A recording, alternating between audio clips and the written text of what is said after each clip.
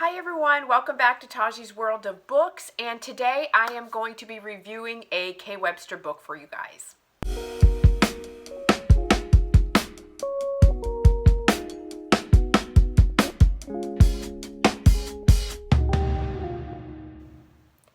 Hey guys, welcome back. Thanks for joining me. Today I'm going to do something a little bit different. I thought that I would review one of K. Webster's books. She's one of my favorite authors, let's say. And she writes dark romances, she writes bully romances, and usually her characters have a pretty significant arc that they go through, and they go through a lot of challenges and ups and downs, and she writes a difficult subject matter, and I love her. I absolutely love her style of writing. This video clip is going to be a little bit different in that I wanted to come on first and give you a bit of a synopsis and a review of the book, because then I'm going to insert a clip that I filmed with my husband last night and an interview style in talking to him about the book. And I don't know that we covered what we were supposed to, and it went a little bit awry because it's a Saturday night when we filmed that, and we were having cocktails, and it was just fun. And so I thought it would be fun just to add it in there. You guys can check it out if you want. But to get started, the book I'm reviewing is Dirty Ugly Toy, and it's by K. Webster. And wow, K. Webster gives you trigger warnings up front. This book is not for everybody. It's not an easy book to read. It is very difficult and very complicated. But I think it's a story that needs to be told nonetheless, because it covers, I'm going to try not to give spoilers. I'm going to try to just give you a synopsis of the book. And then you guys go into it and check it out. And is it worth a read? Absolutely. Is it a good read? Absolutely. Is it tough? Absolutely. So if you're a person who is triggered by sexual assault, abuse, neglect, any of those sensitive topic areas, then you should not read this, or you should go into this very, very carefully. Okay, so the story starts off with a very wealthy gentleman who is clearly into some BDSM type lifestyle, and he has a toy, a person whom he calls a female, whom he calls a toy, whom he is done playing with her, and he is like, now it's time for you to go on to your next endeavor. And you as the reader are sort of left with, because she's sobbing, she's hogtied and bound and gagged, and she's sobbing. And she is begging him to keep her because she doesn't want him to let her go. And he's like, I'm done with you, and I don't need you anymore, and so it's time for you to move on. And he then takes a souvenir. He clips a piece of her hair that he keeps, and you find out that he has done this. This is his 19th time doing this. And they drop her off, and you hear her screaming in the background and crying, and then her cries and sobs cease. And then the people that took her from the limo get back into the car and say it's done, and then they move on to the next one. And so he picks his 20th victim, and the 20th person is someone who challenges him from the very, very beginning. And he starts to question everything about what he thought he knew about himself, and she starts to question everything that she thought that she knew about herself. And so the story basically is overcoming demons, overcoming the trauma of your past, hiding secrets, and slowly coming to trust and to talk and to express what's happened to you, and to believe that believe in yourself enough to trust yourself to say, I will survive and I will overcome.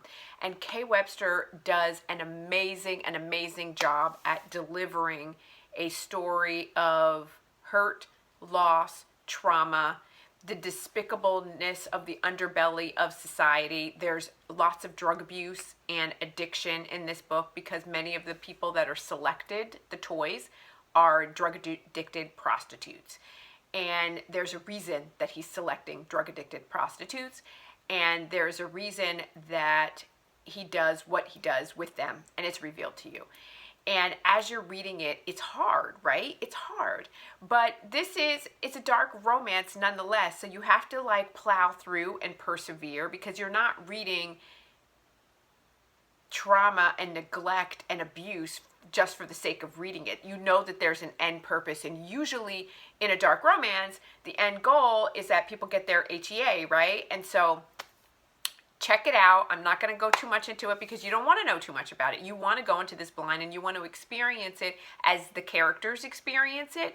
You want to go through it with them, and you do. And she takes you on a ride. But when you get off that ride, you're like, wow, it's so well worth it. And so as a result, I'm digging through all the backlist of Kay Webster because she delivers in so many ways, and she writes like in Hail, you know, she writes the dark romance with siblings. In Wild, it's like a major age gap. Like, she writes and touches on topics that other authors and mainstream publishing authors will not do. But what does it leave you with? Like I said, those contemporary books that you're just like, I'm bored to tears. Like, what was the purpose of this? This took you on an emotional roller coaster that ultimately was worth it, and I think that you should read it. I hope that you do. Now I'm going to go ahead and insert the craziness with my significant other as we talk through our feelings about the BDSM lifestyle and what all that entails. And I hope you guys stick around. Welcome back to Taji's World of Books. And if you can see, I have a special guest in my video today, and I thought we would do something a little bit different. This is... Do you want to introduce yourself to everybody? Her worst half. This is my husband. I'll admit, she's my better half. Yeah, and I coerced him into doing this video with me. He does not want to be here, so he said, the only way that I'm going to participate is if I wear a mask. So I was like, whatever, wear your mask. Which is totally appropriate these days. So... thank you for joining us. And so what I thought we would do today is, instead of me just telling you about it... Why have you been holding a drink with a mask? we've been having... You know what sucks about this? I can't drink while I'm doing this. Oh, we've been having our cocktails tonight, and so cheers. This video is gonna be... Do you want to sit over there? Come on, sit over there. And... No, you can't. Okay, so this video is going to be a mess, and we're just going to figure it out. But anyway, I thought what I would do this time is, instead of telling you guys about a book, is I would still review the book, but I'm going to tell about the book, and he is going to comment, and you guys will hear about it, but we'll see what he has to say. So the book that I just finished reading is by Kay Webster, and it's called Dirty Ugly Toy. And so I'm going to tell you about the book, and you're going to give me your commentary and your thoughts about this book, okay? So this is about a guy named Braxton, and Braxton basically has a fetish, and his... Oh! He has a fetish, and he's into BDSM, and he likes to select women that he decides is going to be his toy. And he calls them my toy. And so as the book starts off, he is letting go of his last toy, and she is gagged and bound, and they're driving to a location, and she's crying and she's sobbing, and she's like, please don't let me go. Please, I want to stay with you. I'll do whatever I have to do to please you. And he's like, nope, you've outstayed your welcome. I'm done with you. I'm gonna, drop you off. And it leads you to believe that something bad happens to her. Gagged and bound, I think we should try that. Why are you inching closer? But it's not like a fetish thing for me. Why are you inching closer? It's just more of a sense of that's more of a sense of satisfaction for me. What are you trying to say? Oh my God. Okay, anyway, so the thing I think I should start off by saying is Kay Webster is really responsible in that she warns people up front. In the first page of the book, she gives you a warning. And in this warning, it says, Dirty Ugly Toy is a novel that blurs the lines of right and wrong, deals with abuse, contains dubious consent, and adult subject matter. If you're sensitive to violent situations, the book may not be suitable for you. Some parts of this book are not easy to read and are not intended for everyone. However, those of you who keep an open mind and stick with it will not be disappointed. And I have to say that the book is not easy to read in the sense that you think that he harms this girl. But it's consensual. It's consensual. So what you find out is that as he picks his next girl, he picks women that are drug addicted and in the gutter and are at their last leg and basically need help in some form or fashion. And he basically selects them, and explains everything to them, but he also... Isn't that kind of like a God complex? Like he just wants to feel like he's superior over these women? Yeah, he does. And it's kind of like a God complex, isn't it? Yeah, definitely like a narcissistic God complex in the sense that he is master and he makes them call him master, right?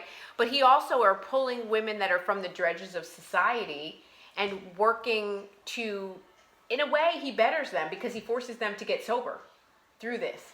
And so what you understand through the telling of the story is that something from his past, someone very close to him, had a serious substance abuse problem that impacted him greatly.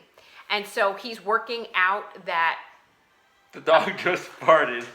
Are you serious? Working out that fantasy or that obsession through that process. And he has a therapist that comes in and all of that. Like, so what do you think about this idea of, like, do you think that somebody who is drug addicted can consent to a BDSM relationship? No, you have to be sober and you have to be of not clear state of mind, but you have to be yourself. And not under any kind of influence, whether it's alcohol or drugs. I mean, how can you consent to anything when you're under the influence of anything? Right. So like if they are so severely drug addicted, basically what you're saying is that they're not in any capacity to be able to consent. And even if they aren't on any substance at that very moment, there's still long-term effects of drugs or alcohol that linger into the system. I mean, you have to be completely sober for quite a while and have found who you are as your personality, and to be able to consent to something like that. You can't consent to something when you have lingering effects or you're recovering from alcohol. You can't do that. Right. And so that, I think that also comes up, but at the same, this is a romance novel, right? And so like clearly it's going to be about a happily ever after, or it's going to be like they want everything to be buttoned up and wrapped up. Like, if it were like a mini series, like in 30 minutes we would be done with it. So it all comes together in the end. But people have their arc, right? And so they have to work through stuff. And he clearly works through his issues, and she's working through some issues because she has secrets in her past and things that she doesn't want to be divulged or shared with anybody. So they say in TV dramas, you get problems worked out in 40 minutes. In books, you get problems worked out in 100 pages. 400 pages, whatever. Yeah, like 400, like basically in 400. Yeah, this is a 300-page book, and so it gets worked out in that amount of time, basically. And so like life isn't like that, is it? No, life is not like that. But so let me read to you what's on the back and tell me what you think when you hear this. So this is what he says, and then you tell me what you think, and then I'll say what she says. He says, her time is over. She is dirty and ugly. 6 months to toy with her. I'll hurt her beyond repair. She's difficult to control and doesn't obey. I should hate her. The game has changed. Because he basically is into degradation. Yeah, but that just also shows that he's not a very good dominant or master, whatever you want to call himself. Because a true dominant, true master does not leave their submissive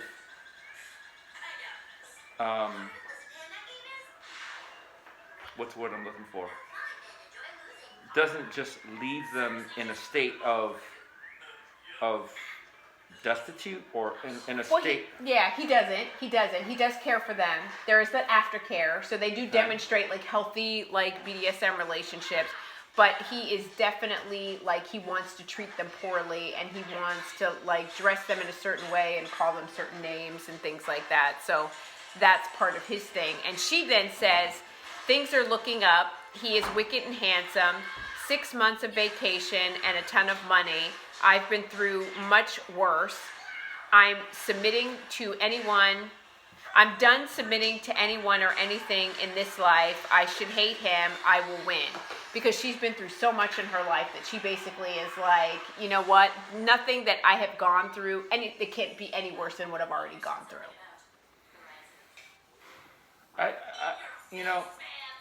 I don't know about a true lifestyle dominant submissive relationship. It just sounds it sounds a little comical to me because it doesn't sound realistic. It doesn't sound realistic. A true dominant submissive relationship doesn't exist in real life in the sense that you have to go to work, you have to do the laundry, you have to do real things in life. And there's got to be a point where you got to be able to turn that off and be able to say, okay, you know what, real life doesn't allow you to have that kind of a relationship. It can only take place at certain times. And so it just sounds as if like this author has made them too engrossed into this lifestyle, and it's like this fantasy type thing. And that's what I have a problem with when it comes to narrative books and television and movies, which, as you know, I don't watch scripted television, I don't watch scripted movies, I only watch documentaries, because that whole idea of sustaining belief or suspending your belief just doesn't work for me. I'm not saying it doesn't work for other people, but it doesn't work for me. So I rated this book a 5 out of 5 star. I thought that they wrapped it up really well. I thought that they told the story well. I thought that the covering of a sensitive subject matter like BDSM and doing it from the perspective of drug-addicted, destitute, struggling people in society and finding love and finding redemption and one person saving someone else and that being an unlikely match and what that looks like. I thought that they did the arc in terms of the development of the characters. I think they did a really good job. But you're saying, having not read it and me telling you about it, it doesn't seem realistic to you and it's not something that you'd be all in for. No, and that just applies to me because I have a hard time suspending belief, especially on subjects that I just go, that's never going to happen in real life. And there are probably going to be people out there that do live this kind of lifestyle that are going to, send hate mail and say, no, you're wrong, but I'm sorry.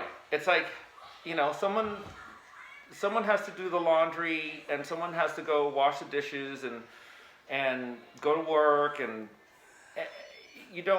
it's not something that can happen in real life. It's a fantasy. And that's great for those of you that can suspend your belief and believe that something like this could happen and escape to it, but it doesn't work for me. And that's why we read, right? Like we read to escape from reality and for example, during COVID times, where we're all trapped in the house and supposedly quarantining and all of that, is that we want to suspend reality and be transfixed and transformed into a new person, like in Harry Potter or in a fantasy realm where you can do magic and you can be cloaked in a cloak of invisibility and and spy on people and do these fantastical things. It's kind of cool to imagine that you're doing something different in a time when you just wish that you could not be present in everything that's going on, right? Works for some, certainly not for me. Okay. So this would not be a book that you'd be interested in? No, it would not be a book that I'd be interested in. Now, there was a book that follows historical moments or things that actually happen or can happen, or biography that's more my speed. So do you think that you would join me again in another review of a book that might be more your speed, and you might come and hang out with us again and share your thoughts? Or do we have to talk about cars and race cars and Formula One to get you to join us? Depends on how much of these I get to drink. So you hear that, guys? He will join us again if we can supply more of the clear liquid that is really just water in there that he's drinking. Yes, it's just water. Yeah, that's what we do on a Saturday night. So that's all I had. I thought we would do something different. Sorry I'm not more entertaining, folks. Yeah, I think it was very entertaining. I like to hear your point of view on these kind of things. So that's cool, right? So this is something different that we're doing, and next time hopefully we'll do something that's more entertaining for you. I don't know. We'll see. Yeah. Maybe he'll come back. Maybe he won't. We'll see how many drinks I can pour into him, and then I can get him to join us again. All right, you guys, you know the drill. I upload new videos every Monday, Wednesday, and Friday. And if you haven't liked and subscribed to my videos, what are you doing? I want you to come hang out with me on Monday, Wednesday, and Friday so we can talk about the things we love, which is books, cars, books, more important. So I will see you in my next video. Thank you so much for joining me, and I'll see you next time.